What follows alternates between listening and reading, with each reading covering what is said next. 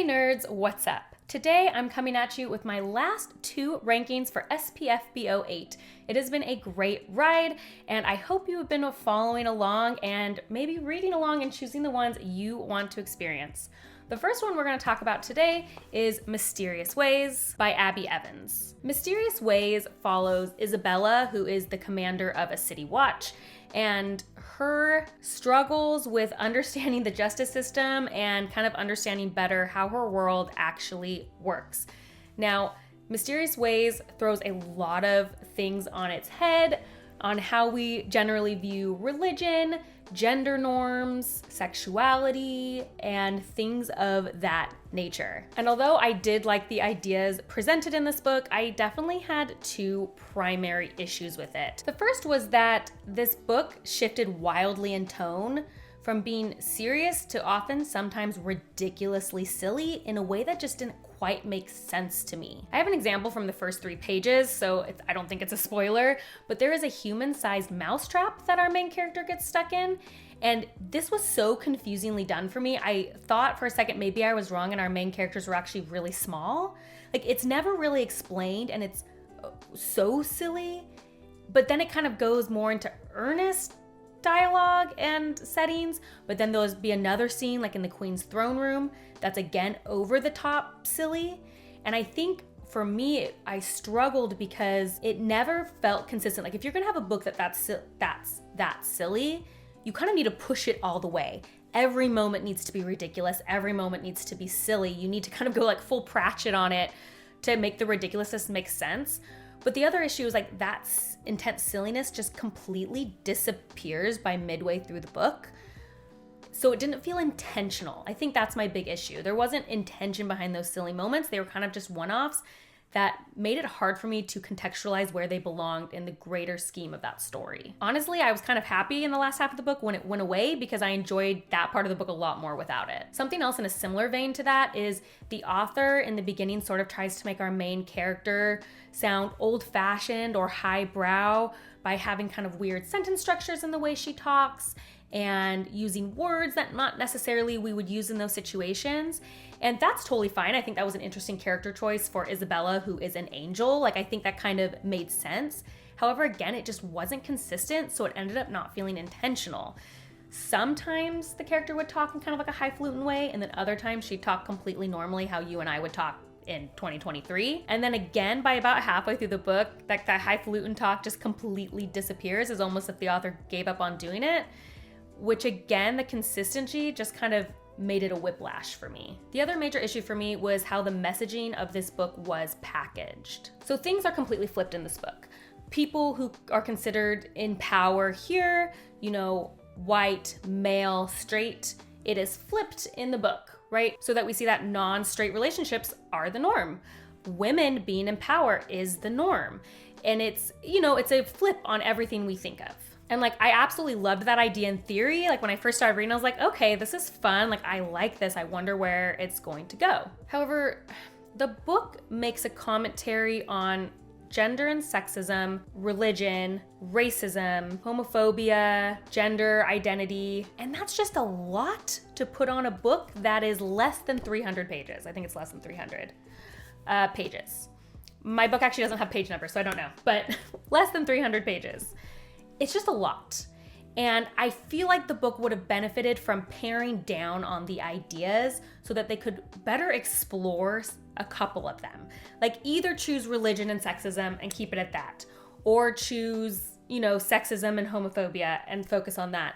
Focusing on so much ended up making it feel very surface level and almost one-off. Like, sometimes a character, like the racist comment, like a character made a comment about cultural insensitivity and it just felt so out of place and so obviously pushed in. I was like, well, we're not giving time to explore that, so why did we even put it in? And here's the thing. If you just want like a fun story that you can enjoy where you get to see those things flipped, like, yes, I want to see women in power. I want to see LGBTQ relationships normalized, and that is just fun. You're gonna enjoy this and you're gonna like it. I have a history of wanting something more. If you listened to my Hugo winners video where I discussed all of those, and I've discussed it in many other books, I struggle when intense ideas like that are presented and then just nothing's done with them. They are not explored. It was one of my major criticisms of the Hugo winner, The Calculating Stars, where I felt like, well, how is this challenging my perception of anything?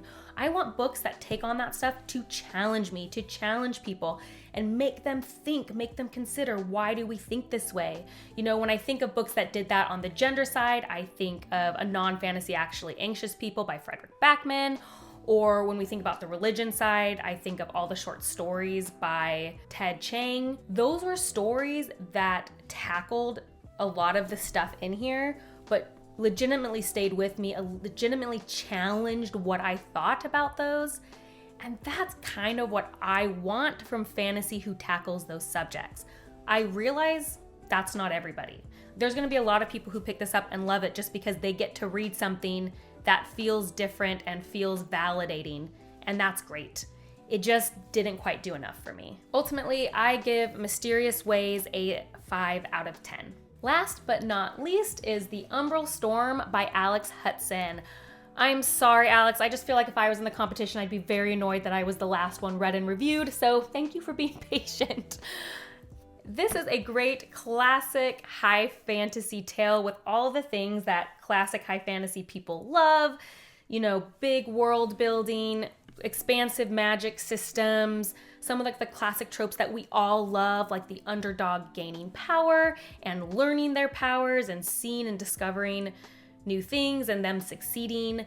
And those are all things that I love, so I have no problem with that. I think where I struggled a little in this book is that I don't think it necessarily put enough twists on that classic fantasy. It's not like I dislike the tropes that were in it, I love them, but I found that I was predicting like 90% of the novel. We'd meet a new character and I immediately knew whether or not they were gonna portray our main character, and I was right every time, or a plot point I just saw it coming from a mile away.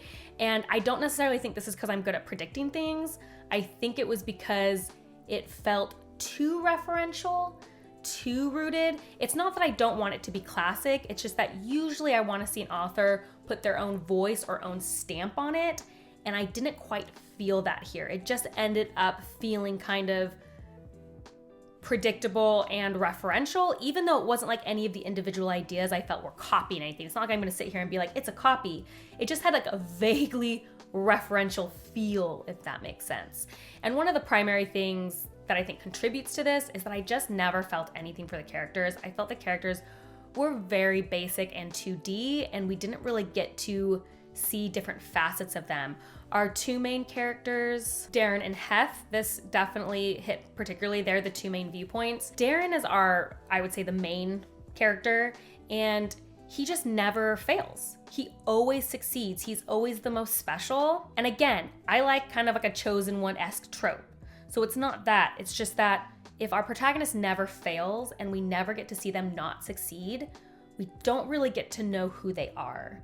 We don't get to see how they overcome. And I think that overcoming is often a very integral element to these classic fantasy tales. And because it was missing, I had a hard time at all feeling anything about Darren. I didn't dislike him, but I also didn't feel anything. It made the story feel flat. Same with Heth, where I do think there was a little bit more effort to put Heth through some trying times, but they were resolved so quickly. You know, Heth starts one way and then it's just like immediately he's changed his ways.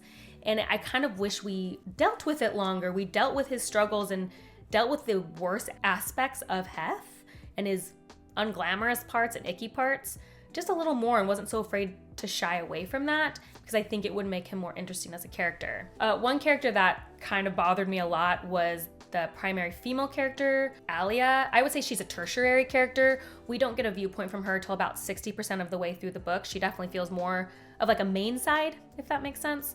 But what I was so frustrated about Alia is that it seemed like her primary purpose in the story was to be rescued by our two male characters.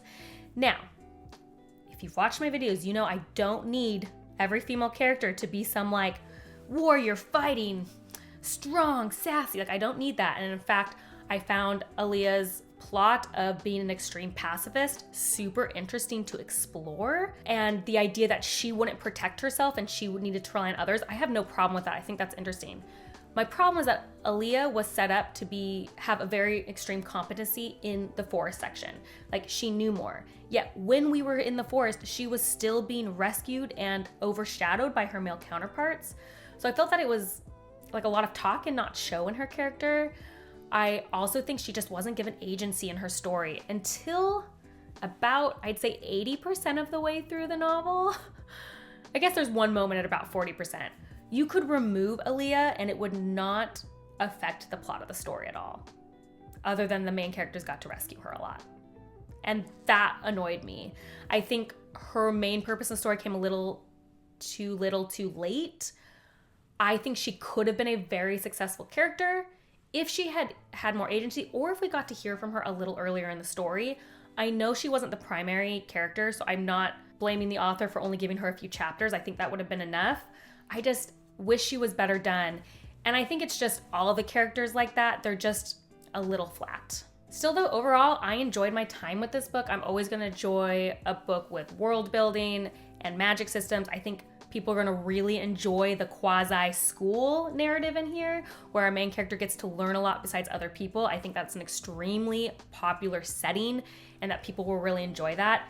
If you like epic classic fantasy and you really love tropes of powerful characters, you're probably really going to enjoy this. Again, I had some characterization problems, but overall, there were still a lot of enjoyable elements in this one. So I am giving this book a 7 out of 10. Okay, thanks for joining me on my SPFBO 8 journey. It was such a good time. I found some great books. So go check out the list, go check out other people's reviews, and happy reading. If you like these kind of videos, please like and subscribe. That's the best way to support me. And if you want to see what I'm currently reading as well as other nerdy rants, you can check me out on Instagram at bookborn.reviews. I'll see you next time.